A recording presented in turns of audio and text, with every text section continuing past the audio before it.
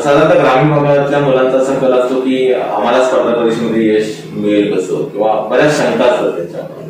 तर तुम्ही या अशा ग्रामीण भागामध्ये शिकून पुढे आलं, तर अशा मुलांना तुम्ही कोकणात बऱ्याच वर्षी अजूनही म्हणजे इतक्या सुविधा आम्ही उपलब्ध झालेल्या आहेत किंवा अकादमी इथं चालू झालेल्या आहेत, पण तो टक्का वाढत नाही स्पर्धा परीक्षेमध्ये. जसं की लातूरच्या भागातील किंवा तुमच्या भागातील मुलं पुढे आहे या स्पर्धेमध्ये आणि यामध्ये यश सुद्धा मिळवत आहे. तर कोकणातल्या मुलांना तुम्ही काय सांगता त्याला? मला आता तुम्हाला 2005 पर्यंतची परिस्थिती वेगळी होती आणि त्याच्यानंतरची परिस्थिती फार वेगळी आहे. 2005 पर्यंत तुम्हाला एखाद्या ठिकाणी जाऊन, चांगल्या ठिकाणी जाऊन तशा प्रकारचा अभ्यासक्रमासाठी ऍडमिशन घेणं किंवा त्या प्रकारचं मार्गदर्शन घेणं याच्यासाठी तशी खूप आवश्यकता होती. परंतु 2005 नंतर जे काही इंटरनेट सुविधा असतील किंवा जे इझी अवेलेबल तुम्हाला जे काही मटेरियल आहे कुठेही थांबून तुम्हाला ते चांगल्या प्रकारे मिळू शकतं. फक्त गरज आहे की तुम्हाला त्याचा ध्यास लागतो, तुमची कष्ट करण्याची खूप सारी तयारी लागते आणि महत्वाचं आहे की तुमचा आत्मविश्वास. याच्यासाठी कसं आहे की तुम्ही कुठल्याही स्पर्धा परीक्षेचा अभ्यास करत असाल आणि तुम्ही ठराविक क्षेत्रामध्ये जाण्यासाठीच तुम्ही करत असाल तर त्याला थोडासा वेळ हा नक्की लागतो. म्हणजे 2-3 वर्ष सहज निघून जातात. मला असं वाटतं की त्याच्यामध्ये कुटुंबाचा सुद्धा खूप मोठा रोल आहे.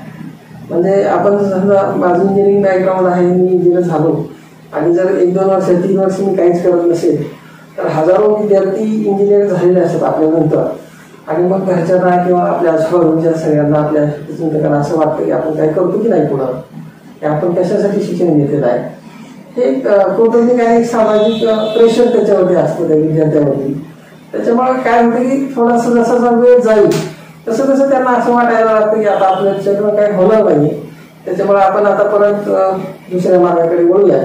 तर असं न करता थोडासा वेळ आणि कसं आहे की केंद्र लोकसेवा आयोगामार्फत जी काही परीक्षा होतात, आता हा जो 5-6 महिन्याचा कालावधी आपण थोडासा नजरेआड करू, परंतु त्यांचं जे टाइम टेबल असतं ते फिक्स असतं. मे मध्ये तुमची एक्झाम असते, त्याच्यानंतर ऑगस्टमध्ये इंटरव्ह्यू असतात. साधारणतः एक सायकल पूर्ण 1 वर्षामध्ये होते.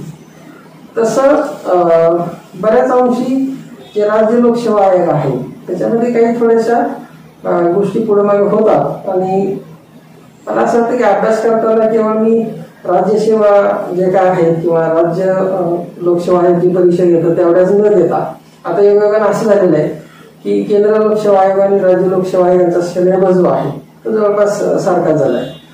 आता हा विषय वेगळा आहे की समजा फक्त राज्य लोकसेवा आयोग किंवा संघ लोकसेवा आयोग असं नाही, विविध क्षेत्रामध्ये समजा आता तुम्ही हजारो तुम्हाला जॉब ऑपॉर्च्युनिटी आहे, तसं म्हणजे नोकरीच करायची म्हटलं तर.